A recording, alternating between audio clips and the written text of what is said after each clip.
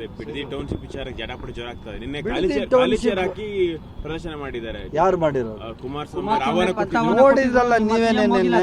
ಹೋಗಿಲ್ಲ ಸಿಎಂ ಹೋಗ್ಬೇಕು ಅಂತ ಕಾನೂನು ಇದೆಯಲ್ರಿ. ಏನ್ ಸಿಎಂ ಹೇಳಿದ್ರ ಅಲ್ಲಿ ಬರ್ತೀರಿ ಅಂತ? ಚೀಫ್ ಮಿನಿಸ್ಟರ್ ಹೇಳಿದ್ದು ಹೌದು, ಬರಲಿಲ್ಲ.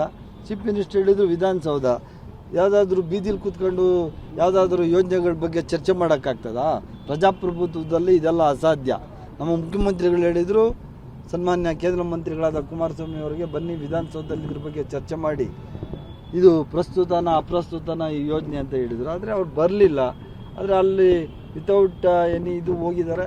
ಅಲ್ಲಿ ನೋಡಿ, ಈಗ ನಿನ್ನೆ ನೀವೇನೇ ಎಲ್ಲನೂ ವಿಜುವಲ್ಸ್ ನಾನು ನೋಡಿದೆ. ನೀವೇ ಹೇಳಿ, ಅಲ್ಲಿ ಯೋಜನೆ ಪರವಾಗಿರೋರು ಜಾಸ್ತಿ ಇದ್ದಾರಾ, ವಿರೋಧವಾಗಿರೋರು ಜಾಸ್ತಿ ಇದ್ದಾರಾ? ವಿರೋಧವಾಗಿರೋರು ಭಾಳ ಕಮ್ಮಿ, ಪರ ಇರೋರು ಜಾಸ್ತಿ. ರೈತರಿಗೆ ಇಷ್ಟ ಇದ್ದರೆ ಮಾಡ್ತಾರೆ, ಇಲ್ಲಾಂದರೆ ಮಾಡೋಕ್ಕೆ ಬಿಡಲ್ಲ. ಸರ್ಕಾರದ ಸುಪ್ರೀಂ ಕೋರ್ಟ್ ಆದೇಶ ಇದೆ. 80% ಯಾವುದೇ ರೈತರಾಗಲಿ, ಜಮೀನು ಓನರ್ಸು ಅವರು ಅದಕ್ಕೆ ನಿರಪೇಕ್ಷಣ ಪತ್ರ ಕೊಟ್ಟರೆ ಮಾತ್ರ ಯೋಜನೆಯನ್ನು ಕೈಗೆತ್ತಿಕೋಬೇಕು ಅಂತ ಹೇಳಿದ್ದೀವಿ. ಈಗಾಗಲೇ 80% ಜನ ನಮಗೆ ಸಪೋರ್ಟ್ ಮಾಡ್ತಾ ಇದ್ದಾರೆ. ಅದ್ರ ಪ್ರಕಾರ ಈ ಯೋಜನೆಯನ್ನು ನಾವು ಮಾಡ್ತೀವಿ. ಬಿಡದಿ ಟೌನ್ಶಿಪ್ ವಿಚಾರಕ್ಕೆ ಜಟಾಪಟಿ ಜೋರ ಆಗ್ತದೆ. ನಿನ್ನೆ ಖಾಲಿ ಚೇರ್ ಹಾಕಿ ಪ್ರದರ್ಶನ ಮಾಡಿದ್ದಾರೆ. ಯಾರು ಮಾಡಿರೋರು? ಕುಮಾರಸ್ವಾಮಿ ಆಹ್ವಾನ ನೋಡಿದ್ರಲ್ಲ ನೀವೇನೇ ನಿನ್ನೆ. ಹೋಗಿಲ್ಲ ಸಿಎಂ ಹೋಗ್ಬೇಕು ಅಂತ ಕಾನೂನು ಇದೆಯಲ್ರಿ. ಏನ್ ಸಿಎಂ ಹೇಳಿದ್ರ ಅಲ್ಲಿ ಬರ್ತೀರಿ ಅಂತ? ಚೀಫ್ ಮಿನಿಸ್ಟರ್ ಹೇಳಿದ್ದು ಹೌದು, ಬರಲಿಲ್ಲ. ಚೀಫ್ ಮಿನಿಸ್ಟರ್ ಹೇಳಿದ್ರು ವಿಧಾನಸೌಧ ಯಾವುದಾದ್ರೂ ಬೀದಿಲಿ ಕೂತ್ಕೊಂಡು ಯಾವುದಾದ್ರೂ ಯೋಜನೆಗಳ ಬಗ್ಗೆ ಚರ್ಚೆ ಮಾಡೋಕ್ಕಾಗ್ತದಾ? ಪ್ರಜಾಪ್ರಭುತ್ವದಲ್ಲಿ ಇದೆಲ್ಲ ಅಸಾಧ್ಯ.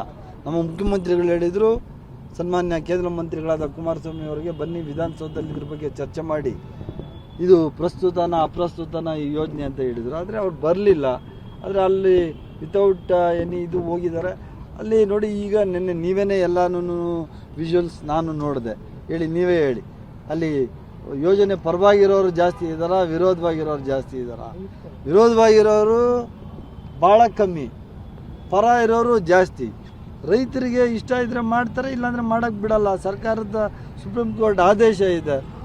80% ಯಾವುದೇ ರೈತರಾಗಲಿ, ಜಮೀನು ಓನರ್ಸು ಅವರು ಅದಕ್ಕೆ ನಿರಪೇಕ್ಷಣ ಪತ್ರ ಕೊಟ್ಟರೆ ಮಾತ್ರ ಯೋಜನೆಯನ್ನು ಕೈಗೆತ್ತಿಕೋಬೇಕು ಅಂತ ಹೇಳಿದ್ದೀವಿ. ಈಗಾಗಲೇ 80% ಜನ ನಮಗೆ ಸಪೋರ್ಟ್ ಮಾಡ್ತಾ ಇದ್ದಾರೆ. ಅದ್ರ ಪ್ರಕಾರ ಈ ಯೋಜನೆಯನ್ನು ನಾವು ಮಾಡ್ತೀವಿ.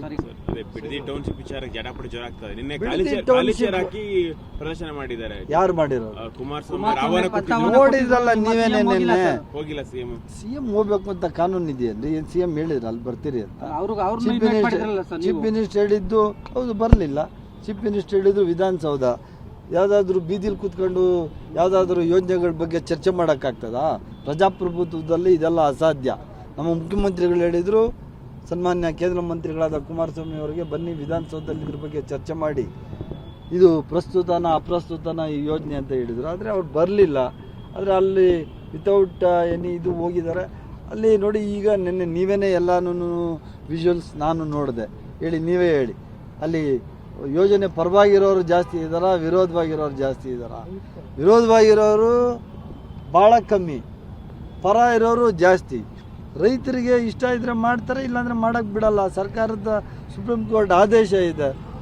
80% ಯಾವುದೇ ರೈತರಾಗಲಿ, ಜಮೀನು ಓನರ್ಸು ಅವರು ಅದಕ್ಕೆ ನಿರಪೇಕ್ಷಣ ಪತ್ರ ಕೊಟ್ಟರೆ ಮಾತ್ರ ಯೋಜನೆಯನ್ನು ಕೈಗೆತ್ತಿಕೋಬೇಕು ಅಂತ ಹೇಳಿದ್ದೀವಿ. ಈಗಾಗಲೇ 80% ಜನ ನಮಗೆ ಸಪೋರ್ಟ್ ಮಾಡ್ತಾ ಇದ್ದಾರೆ. ಅದ್ರ ಪ್ರಕಾರ ಈ ಯೋಜನೆಯನ್ನು ನಾವು ಮಾಡ್ತೀವಿ.